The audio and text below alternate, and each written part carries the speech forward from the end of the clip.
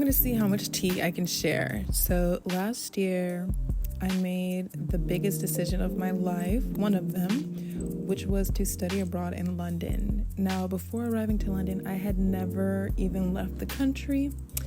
And the year prior, I had decided to get my passport on whim after procrastinating for quite some time. I had applied to 2 graduate schools. The first school I applied to was Yale. I wanted to go to Yale, but I mostly applied so I can get acclimated with the process of applying to a graduate program. What I really enjoyed about Yale's application process is that it was simple and straight to the point. It wasn't any bells and whistles. It was just, here's your portfolio statement, and then of course letters of recommendation. Now, when I applied, I hadn't applied to any other university at that time. A little bit before that, I had looked up what the number 1 art school in the world was, and Royal College of Art was on that list. So I had it tucked, and I had made an account, but I hadn't input any important information. So a couple months later, when I got my decision letter from Yale, I was declined admission, which I was sad about, but I wasn't really butthurt about. I just started quickly thinking about what I would do. Literally a couple days later, I was headed into school, and I got a call, and the call was from a +44 number. Now, typically when I'm getting phone calls, it's usually something important because I'm not really keying on the phone all the time, but I answered it. And they're like, "Hi, is this Suni?" And I'm like, "Yeah, this is her." And they said, "We noticed that you began your application, but you haven't finished it. It's free to apply, and we're also doing portfolios reviews this weekend on Saturday. Can you come to downtown LA?" And I was like, dang. So I had to quickly figure out how I could call off for my internship, which I really didn't want to do at the time. So at that time, I was working 2 internships. I worked as a writing tutor on campus. I worked as a peer mentor, as well as part of the fine arts curatorial staff. It was pretty much just me. And I was like, okay, let me call off. So I called off.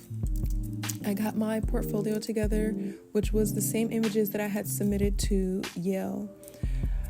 There were about maybe like 8 or 10 people, and I was the last person to go. And I was a little bummed because, they still had their suitcases with them. They had to figure out like where they were going to go next. And I was last. So I was assuming that I wasn't going to have a lot of time with them. But I just switched my mindset and I said, you know what? Let me just relax. Let me lean into it. So I waited patiently. When it was my turn, I began talking. There was 2 people in the room, and we wound up talking for like 30, 40 minutes. And she was like, when you leave here, she was like, go finish the application. Unbeknownst to me, there was a girl who graduated a year before me, who I actually acquired one of her pieces before she graduated. I did not know that she had graduated from the Royal College of Art, but I messaged her on Instagram and I was like, hey, I'm going to apply to this school.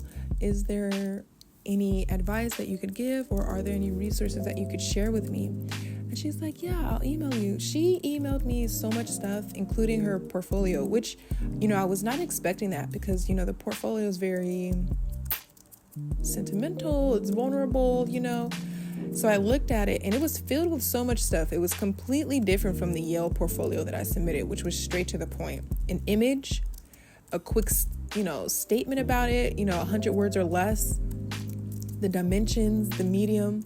But with the Royal College of Art, it's not just your final piece. They're really interested in the research and what you did leading up to it.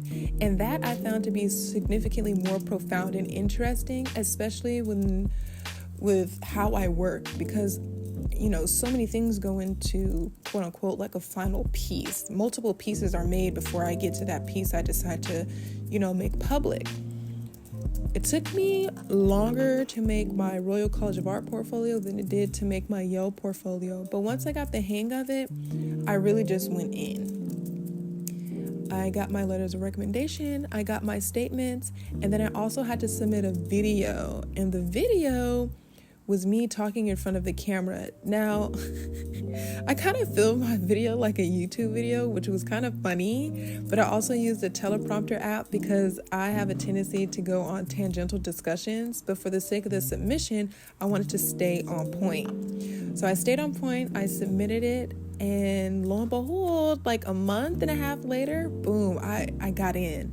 But once I got in, I was like, oh my gosh, that's when the panic kind of set in, because it was free to apply, but then they were also asking for a deposit. And that deposit was a little over, it was basically like $3,000, which was all my little coins that I had at the time. And I was like, F it, because once I make this investment, that means that I have to go all in.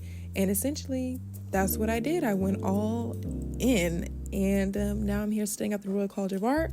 I'm about to earn my master's degree in contemporary art practices, and I graduate next month in September, and I'm really energized for this new chapter that I'm about to embark on.